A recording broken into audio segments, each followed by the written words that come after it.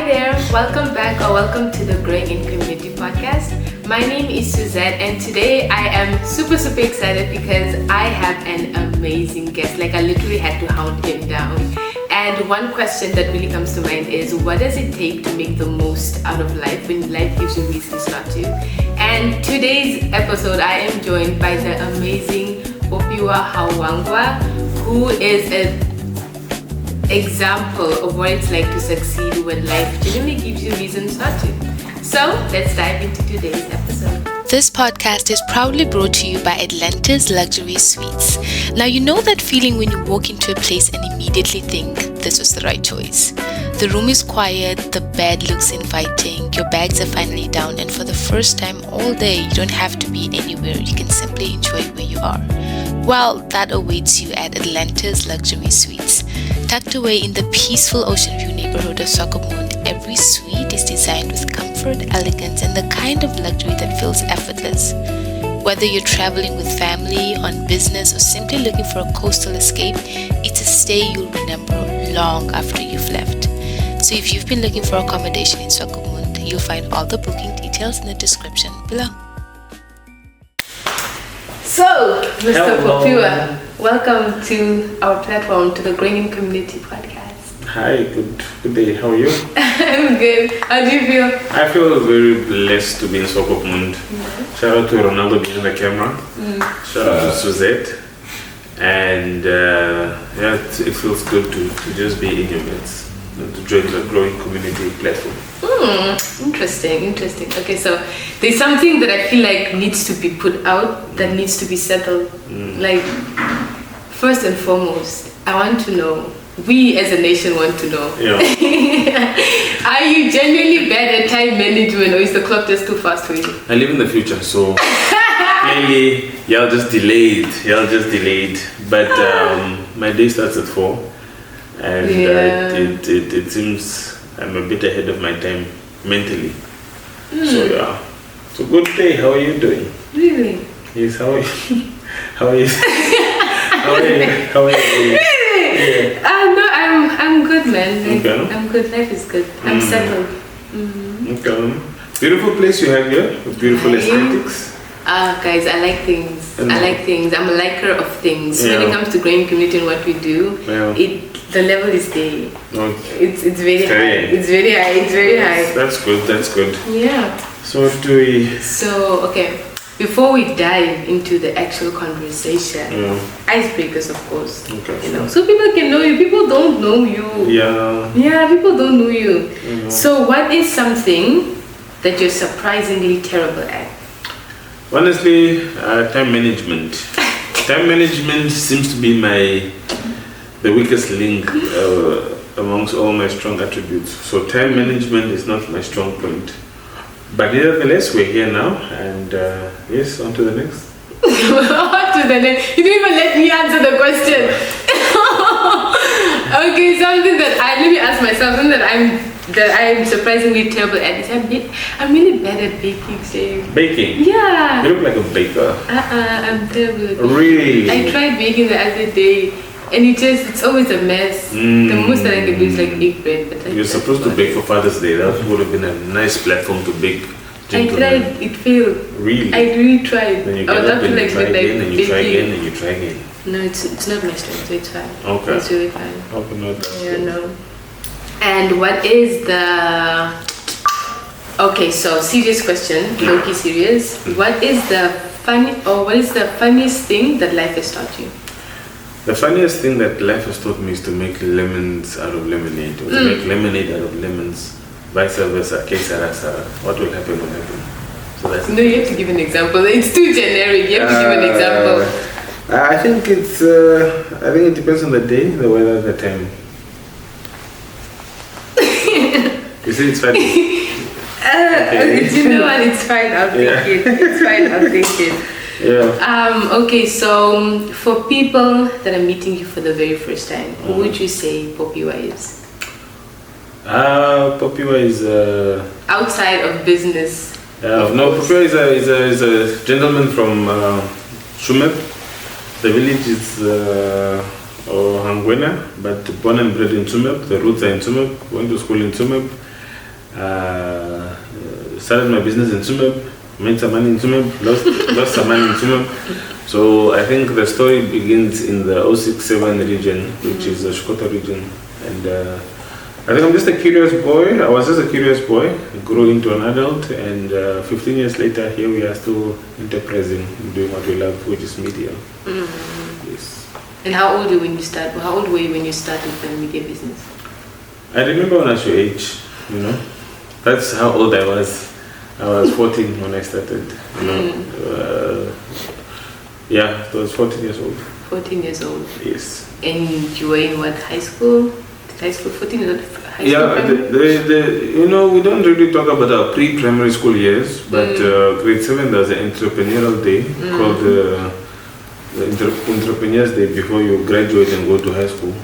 So I think that's where it started. So I was 13 going to 14, and I lost my dad in that same year. Yeah. So those are the circumstances that has led us to start our establishments. Yes. And when you think about that young boy in Tsumeb who had this idea, who had this dream, what did he specifically dream of becoming? He was very audacious.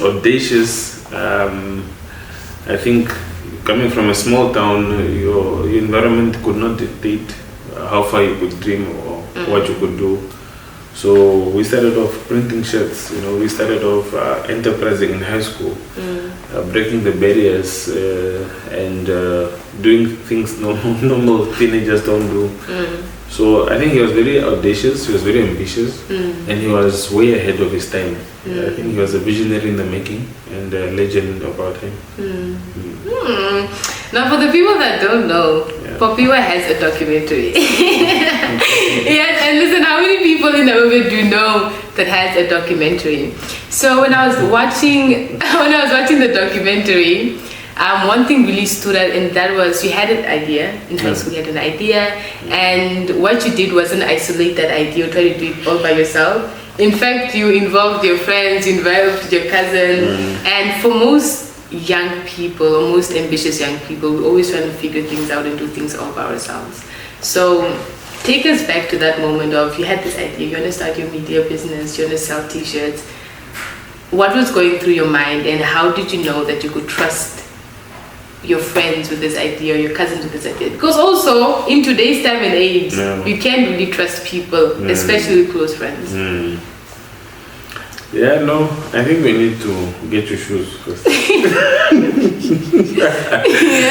So everything that exists today exists because of an idea. Someone thought of, you know, the Wright brothers thought of inventing a plane, and they sketched it. And today we have aeroplanes because someone thought of it. We have basketball alumni like Kobe Bryant and the rest, because it was all an idea, a dream that got deposited in their hearts. So I think when I was exposed to the likes of Steve Jobs and all these revolutionary geniuses, I started giving my ideas some faith, and I started believing in them, and I gave them a try. So it just ended up being new to a lot of people, but I just put my ideas into practice. You know? So ideas are very, very, very powerful. It is. Yeah. And in terms of friendship? Most of my friends that we started with were classmates, some were cousins, some were family members. These were people I've identified to have potential, you know. So it's very important to see potential in the people you are doing life with. As young as we were ambitious, young, crazy teenagers. But life happens, and most of them went to varsity, and I was left with this vision, you know. And also, I realized that the dream is yours, the vision is yours, that you are given, and it is up to you to bring it to life. So you cannot really make people see what you see, and they will catch on later. You know? Yeah. You mentioned identifying potential in people. How can I, if I have a business or I want to build something, identify that potential in other people. Because most people, from my experience, most people are passionate, most people are driven, most people are ambitious, but when it comes to your specific vision, they don't meet those certain requirements that you'd want them to meet. So how can I identify those people and make sure that they are the right people in the long run? Yeah, I think it's very important to just cast the vision, keep casting it, and the right people will, those that cannot contain or carry the vision will fall off somewhere along the line. But if you continue casting it, people see consistency and they see that you're still charting this journey, and they will start believing and supporting you along the way. So that's what we need to do. We need to just keep casting the vision. Even what you're doing on this podcast, you just kept on casting it. You started using a phone that was not even an iPhone.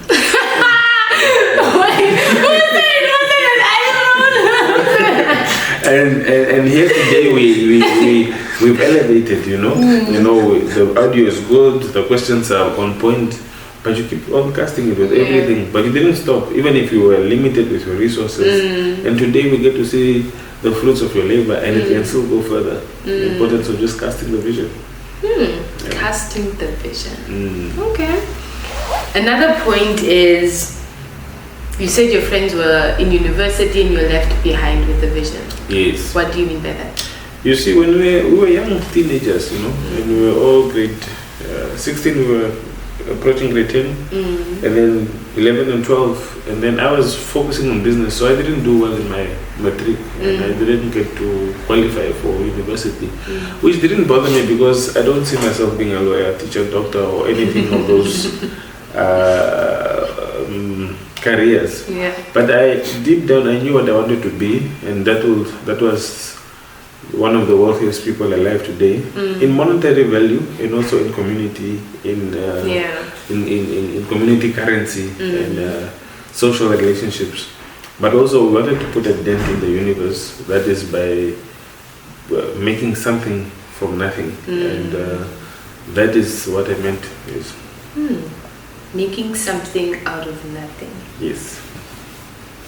Before we move on, take us back to that moment where, let's say you got your results and you realized, okay, I didn't pass my matric. What was going through your mind specifically? I think it was just a season where you were misunderstood, a season where you just wanted people to see what you see. I'm so grateful that 15 years along the line, people are starting to catch on. But when you were young, you also just got the vision and you didn't understand it. In fact, you didn't fully grasp it on how big is it or where is it taking you, but you could see it was a desire that was within you. So education levels the playing ground, and that's very important for you to be well articulated, to reason, to know your rights, and to be in certain rooms with a certain knowledge that education provides. But with people like us, we are disruptors, we are innovators, we are people that don't follow the status quo. So it's very important that you think beyond your cultural norms, and that is something the African child and the Namibian child is being deprived of, the ability to dream, to create, and to bring into fruition things like what you are doing now. 10 years ago, when we started, no one was doing podcasting. You were 20. When I was 20, we didn't have that. You see, so it's good to see that you guys are also not waiting for any favorable circumstance. You are charting that course. So that is very commendable, and that's what I'm advocating for. You talk about vision. Yes. Passionately. Yes. How clear has your vision always been, or what was that? What was that? No, very wrong. What was that moment where it was like the vision is so clear in my mind, like I have to do this? Because when you start off with an idea, it starts with an idea, but it needs to grow as well. Because even in my own, when I started growing community, it started as an idea, but I also had my own doubts and insecurities and things that I had to work through before I could genuinely believe in the vision the way that I do now. So, what was your journey like towards really believing and seeing the vision? I think I just want to talk to the audience because, it's very imperative to know that nobody is coming to save you, and that realization opened up my fortitude, and also gave me the ability to operate at a specific dexterity that allows us to separate childhood dreams to bringing your things into fruition, into reality. Instead of just dreaming and talking about it, I had to register the business. I had to, formalize it. I had to also get a mentor. I had to give up my childhood for YouTube and just educate myself. I had to start reading books, and along the line, life became such an interesting journey because now you are so awakened to a lot of information that you have grasped, but how do you communicate it into the market? So as much as we had amazing products, we struggled to communicate because, believe it or not, I was an introvert. So not being able to communicate it, and I believe I still am. It's just that the business forces me to communicate and to talk to people, but I love my own space. So it's a beautiful journey. And can't wait to see it unfold. You still need to get your shoes.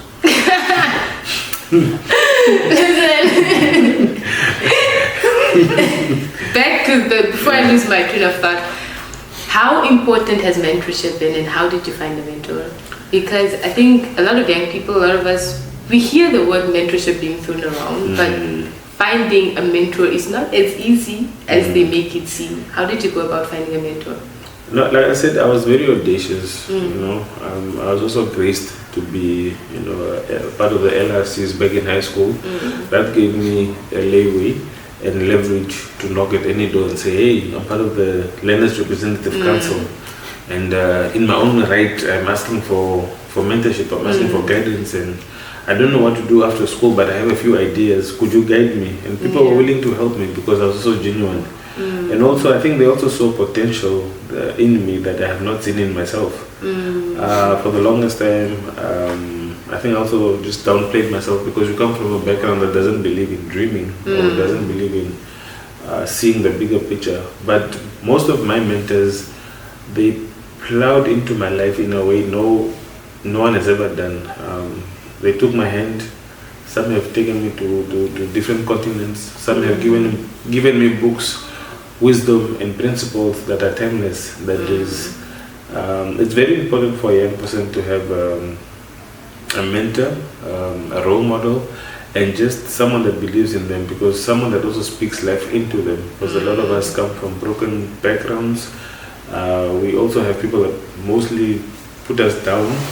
It's very important to surround yourself with a growing community, which is such platforms that just water your seed and get a bit of sunlight, and you see your ideas turn into And how do you keep believing yourself when you come from a harsh environment? I always say, and I've heard this saying, that you are not a product of your environment. You're not a product of your circumstances. You are a product of your choices and your decisions. So with that said, it is very important that no situation is permanent, and you gotta forge the fight and keep one foot in front of the other. But before that, I also just want to encourage young people to really just come back to Christ, come back to God, and know why they were created. Because a life without purpose doesn't have meaning.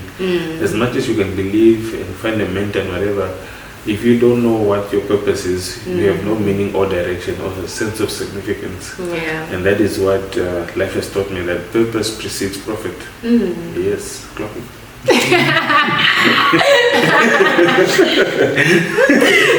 We are clocking in. We are clocking in. Okay, so now, how does my follow-up question now? How has faith shaped the man that you are today? I remember when I was young, I was young in a generation that everything was developing, everything was rising. So I was one of the young few that were charting the course of imparting knowledge on young people, starting businesses as young person, and as much as I started this, I've also lost it all, and I had to bounce back, but I had to bounce back on God's strength and not my own.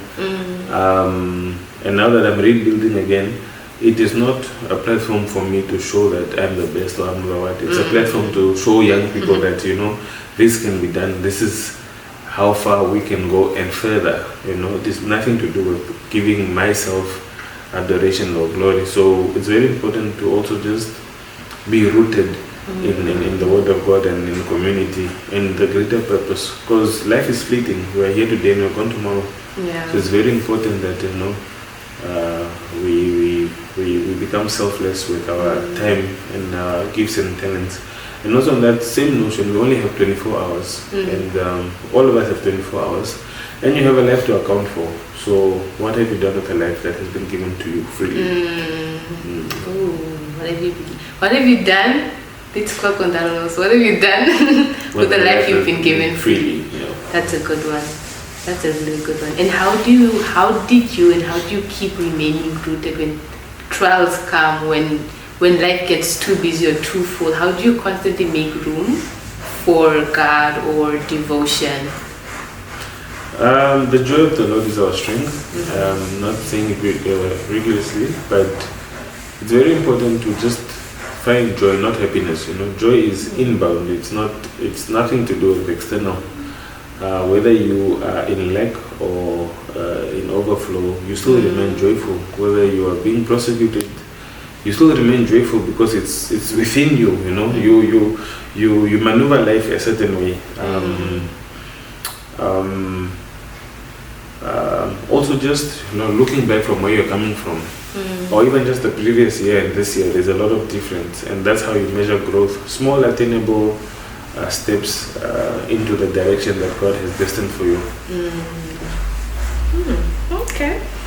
And for someone who sees your achievements now, they're just getting to know you now, they're like, oh my gosh! Sorry?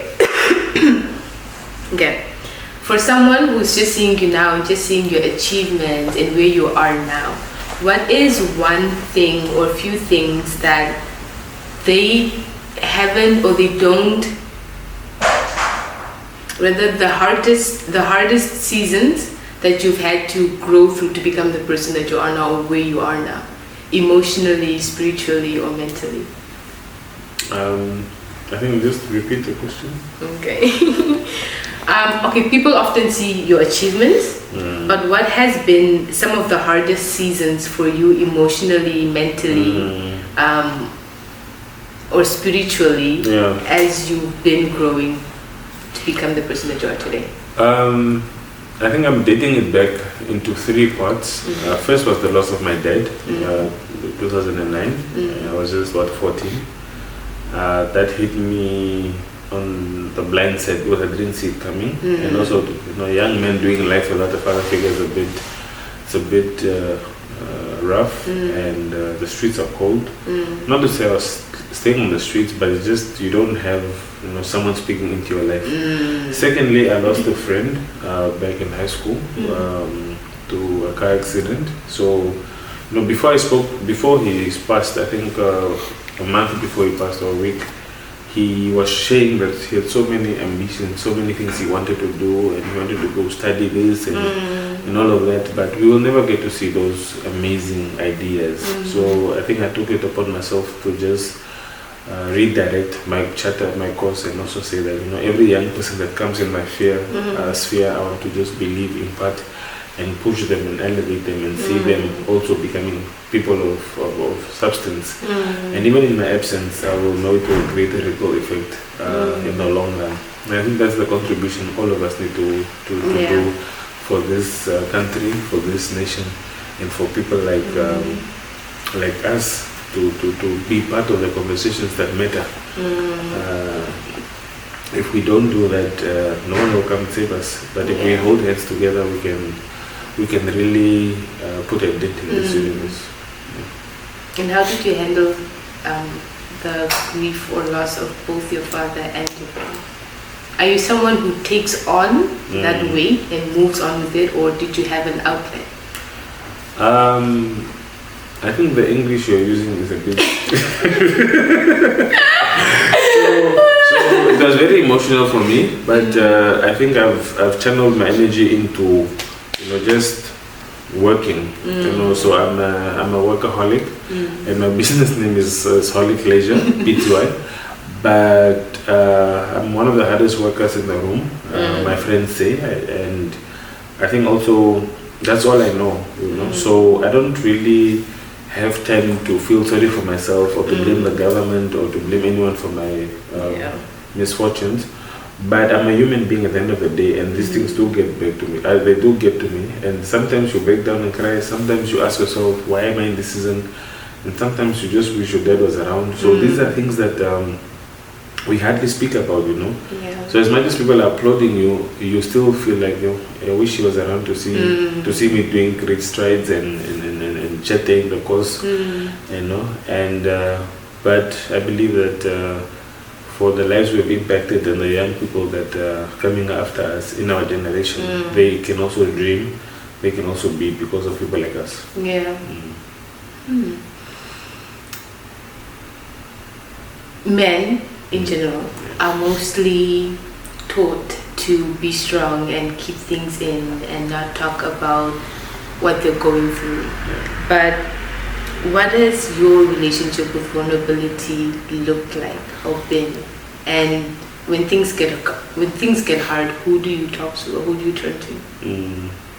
I think having given up my whole teenage life for this, and losing my friend, like I said, it changed the whole trajectory of where I wanted to go. Yeah. When I was young, I wanted to be the wealthiest man, which is evident. But seeing now where the state of our nation is, our country, and young people, I want to live a purposeful life, and I want to walk in the street freely, as we used to do when we were younger, without young people committing petty crimes. I want young people to be chatting new innovations, new new solutions for our crisis that we're in now, whether it's unemployment, whether it is solutions in the marketplace. That's the kind of country I want to be part of, and I just see that we are at a better place now compared to where we were 10 years ago. Yeah. And who do you turn to? In that same vein, so I started a foundation 15 years ago called the Holic Foundation. Something we don't post, we don't brag about. But even this social work that I'm doing now, the serial social enterprising work, it has transcended from that foundation where we first scouted vulnerable communities and started giving them food and parcels every year for Christmas and stuff, but it's not sustainable. As much as it's a good cause, it's not sustainable. So what we did is we went to the same community and asked how can we solve these social problems. So that's where this mentorship, training, guidance, and all of these initiatives came about to say that this looks like a sustainable, viable cause we can always replicate. Doesn't matter which region or which part. And I think one thing also that we don't often see is the sacrifice that it takes to be the person that you are today. And you said that you gave up a whole lot of your teenage years to be the person that you are today. What sacrifices have you had to give up? I don't have a childhood where I was playing in the sand or running around playing soccer. I would do that from time to time, but all I know is enterprising. So today you cannot teach me about business. I've lived it. You can't tell me about market trends. I've been on the ground myself. You can't teach me about losses. I've lost thousands. So those were some of the challenges, but we keep forging forward. And like I said, sometimes it takes a Joseph of our generation to emancipate the people. Even now with the whole conversation of the creative economy and the creative culture, it's people like us that decided to, hey, we should not treat our businesses like cooker shops. We should not treat creativity like side hustles. We should not, I'm provoking the topic concurrently in a traditional setting where kids are just told that education is the key. Yeah. But it's a beautiful time to be alive here. Sure. So that's how some of us deal with the internal battles. It won't work for a lot, but for us it worked, and we used our pain to fuel and believe in others and serve. Very important to serve. In that case, then how has community played a role in your life? I have a very good friend that calls me a community friend. I'm a friend to everybody. But I think I say this a lot. I have developed my own family where there is no judgment, there is no favoritism, there is no. It's just a family of young people. Wherever you are, whether you're in Popiwa, you are in Belfast, you're in the north. It's just young people together and say, hey guys, and they started networking, they started relationships, and they started, some bought cars, some bought houses, some are now married, So I think that's the best thing that could have ever happened to me, to redirect the focus of myself and to assist the young people of this country. You talk about redirection a lot. Redirect your life. In what way has your life been redirected, or how did you redirect your life? What did you imagine for yourself at a certain point, and what direction did you actually take? Yeah, I remember when I was younger, as I alluded. Alluded is when you. So I remember. Maybe there's someone that doesn't know what alluded means. Yes, please elaborate. So I remember when I was younger, I wanted to be the richest man, the wealthiest man. Even surpassing Aliko Dangote and the rest, to be the giant of the giants. But 2024, when I was shooting His Excellency, the late Hage Gottfried Gengob's funeral, having seen one of the most educated presidents in Africa, may soul rest in peace, having seen such a man of great accolades, and all his wealth, his political connections, his political standings, all of that, when I was shooting the funeral, all of that going down the casket, I think it also gave me a wake-up call to say that, hey, life is not about attaining, life is not about accumulating. Yes, it would be good to live in an abundance place, but everything ends at the grave.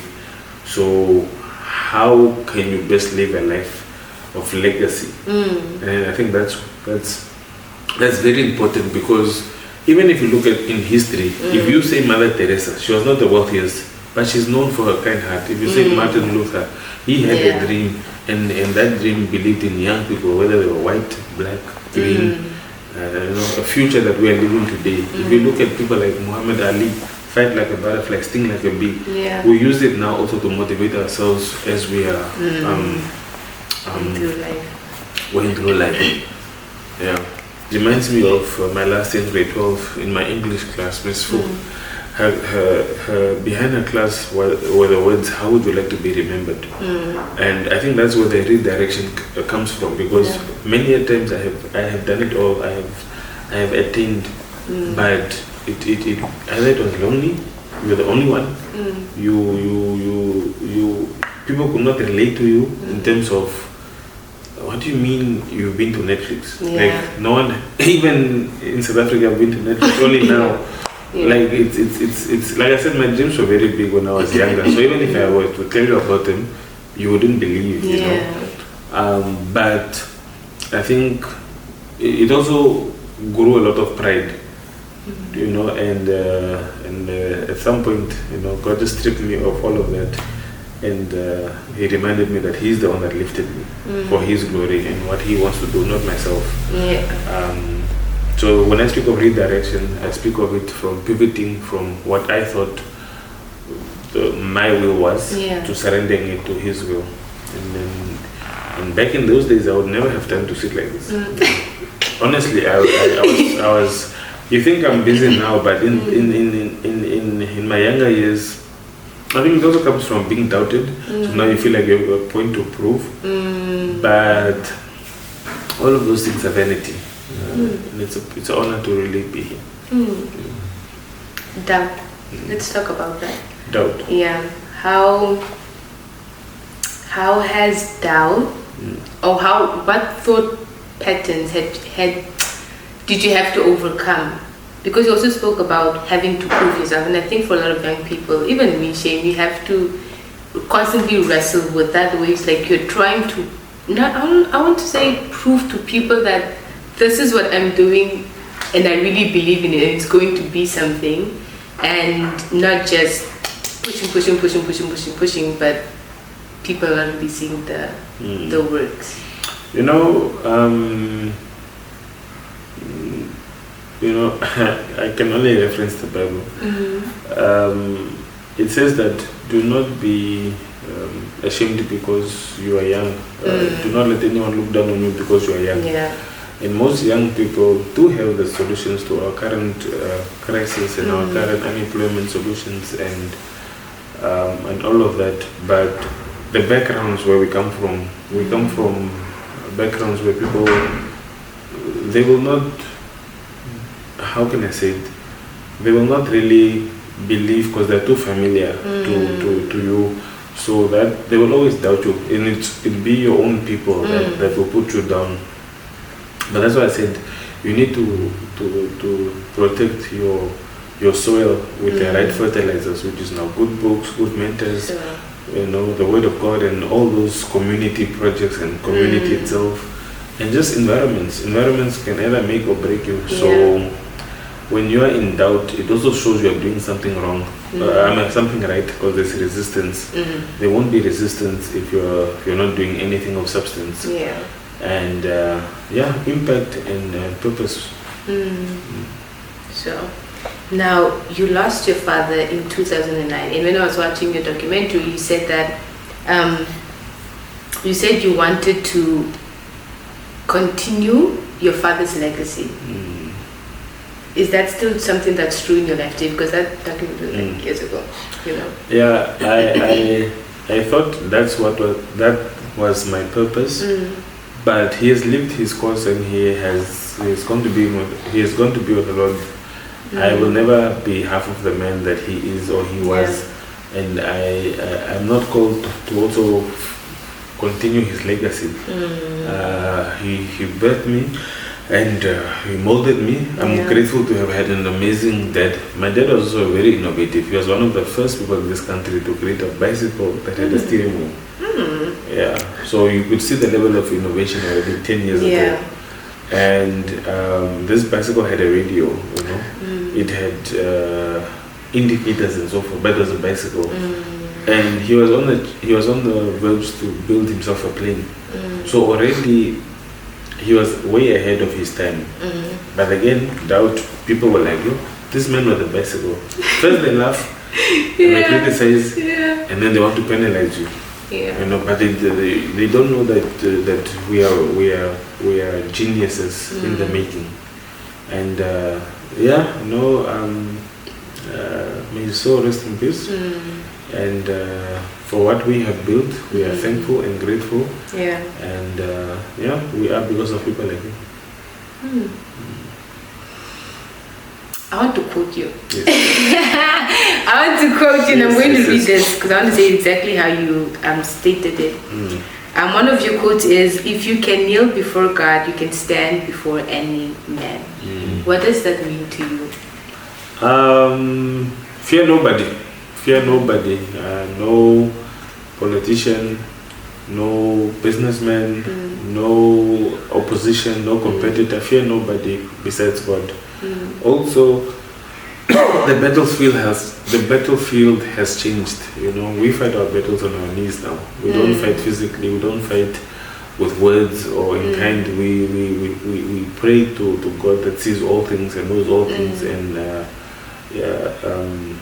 He fights for us and He provides for us. And like I said, every new day is a blessing. Why use that blessing to complain, whichever circumstances you are in? So it also takes a certain level of wisdom and a certain level of oratory to speak the way I speak. And yes, it's experience, and yes, it's life, but also we just give the glory back to God. It's nothing that we have done. So yeah. I think when I first read that quote or saw that quote, I was like, it speaks to audacity as well. Because a lot of us, we have the ideas, we have the visions, but we are limited by, I'm shy, I'm not confident, or I don't know what to do. 100%. And we're scared of approaching people, we're scared of asking people for the things that they have that we need to get us ahead. So how can we be more audacious while walking with God as well? Because also when it comes to Christianity, a lot of them limit themselves or use faith but without having the works as well. So how can we be more audacious in Christ? You don't have to do anything extra. You have to look, get a mirror, make sure it's bigger than you, and you look at yourself and you ask yourself, or you ask God, who am I? Who am I created to be? You know? And if God says you are fearfully and wonderfully made, that's all that matters. What people say, and the fact of the matter is, I think for me, that question, how I came to that realization of not being fearful is, my second name is Inotila. It means don't be afraid in Hauwanga. So during 2015, I was motivating some kids at Oshkodo Secondary School, and I was telling them that you're kings and you're queens, you act like it, you dress like it, sit up straight. You know, I was speaking with authority, and I think that was God speaking through me. And then I said, don't forget to smile, you have something special inside of you. So when I said that, it hit me, or I got the revelation that Christ in me, the hope of glory. And I was like, oh my goodness, I have God living inside of me. From that day, 2014, I've been so audacious, I've been so ambitious, because it gives me such great comfort to know that God is with me. I will not fail. Yeah. You know? Yeah. Sure. Okay. I want to take you back to the point that you made earlier of having community and building your own community and working with a lot of other young people. For someone that desires or wants community, where does one start? Where do I start?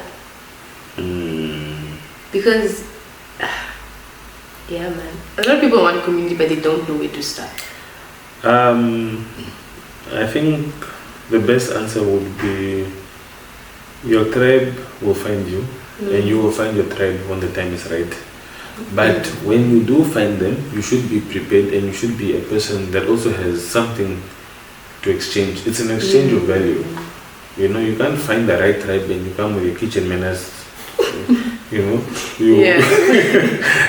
you need to also work on yourself so that even with finding a partner, you need to work on yourself so that when you do find each other, you're both blessings to each other, you're both healed, and you both can do life wholeheartedly together instead of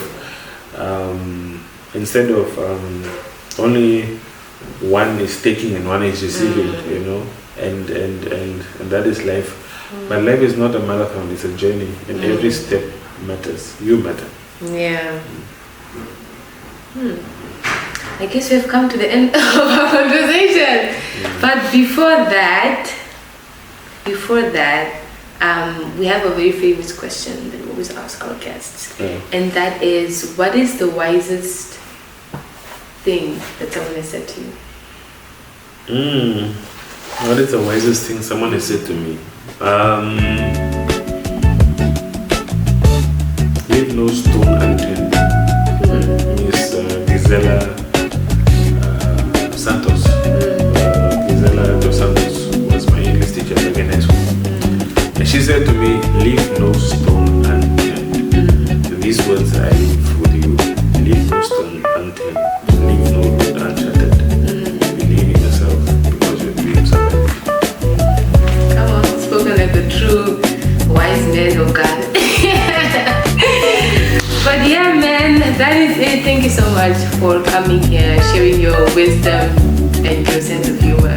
We really appreciate you for time to come here. Yeah, man. With that being said, thank you so much for tuning into today's episode. I love it. Thank you so much for tuning into today's episode. Please, guys, if you know of anyone, I know.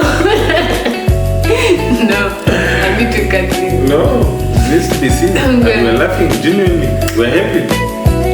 I think I need to finish. Oh. Yeah. If you, what does it say?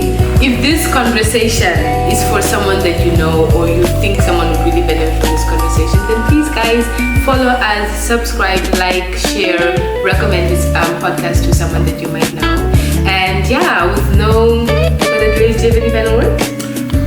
Subscribe, like, Subscribe, guys. follow, and support the girl, man. Support the girl. Support the girl. She's onto something and she's cooking. The chef is We're cooking. yeah.